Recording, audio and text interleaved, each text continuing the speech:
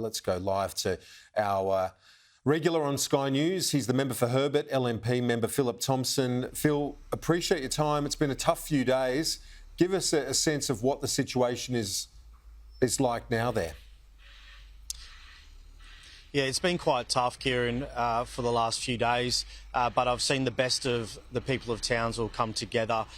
Right now, while this might be just a small break in the rain, it's been pretty consistent the whole time. We've seen people's houses get water into them. We've seen people evacuated, evacuation centres, some of them are full. It has been a scary time, but it's been a time when the police, the Australian Defence Force and emergency services have come together to make sure that people are safe.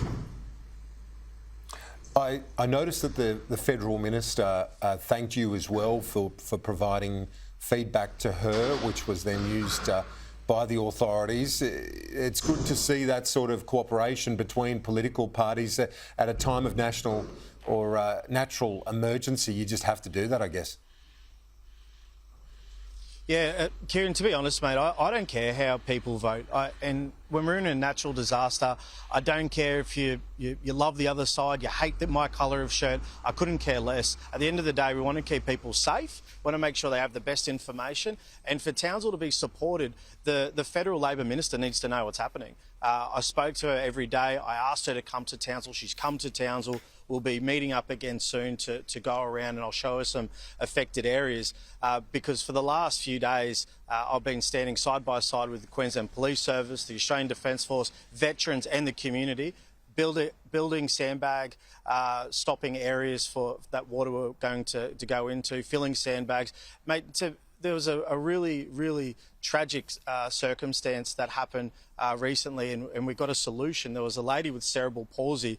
She's wheelchair bound, and she had water all through her place, and she was laying on this mattress that was soaked. She was scared. She had nowhere to go, and I called up some army mates of mine. We went around, picked up her electronic wheelchair, took her to a safe location, and now she has accommodation for a period of time. But her place is wet, inundated with water, and we'll have mould all through it. But this is what we've seen in Townsville. Local legends, heroes come together to make sure people are safe. Yeah, that's wonderful. Great to see the community chipping in where needed, and for those most vulnerable too, Phil. Give us a sense of the mood, though. And I know that you've praised the resilience of the community, so did David Crisafulli. But what's the mood like, given I don't think you've seen anything of this magnitude in terms of the rain and flood event? It's certainly not been something that we've seen in Townsville in recent years.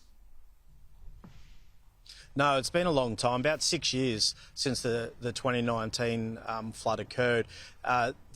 People have been through natural disasters in the north, and the people I've spoken to, they've said they've been through cyclones, been through floods, but every natural disaster is different. So that's why people are listening to the warnings from the emergency services. The mood has gone from, the quite anxious watching the tide and watching the floods come in to now going, okay, we know where it's at, we know where we're at as a community, who needs help, how do we support? The amount of messages that I've been getting of people wanting to help each other, help their neighbour, is truly remarkable. And the mood on the ground is that. It is, we are here to help each other, we are here to look after each other. And I've said the same thing to the Premier, to the Labor Minister, to Peter Dutton.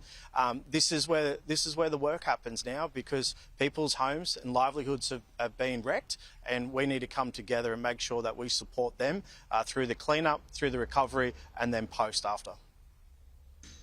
Phillip Thompson joining us from Townsville. Thanks. I appreciate you making the time. I know it's a busy period for you helping out too, so thanks. Thanks, mate. I appreciate having me.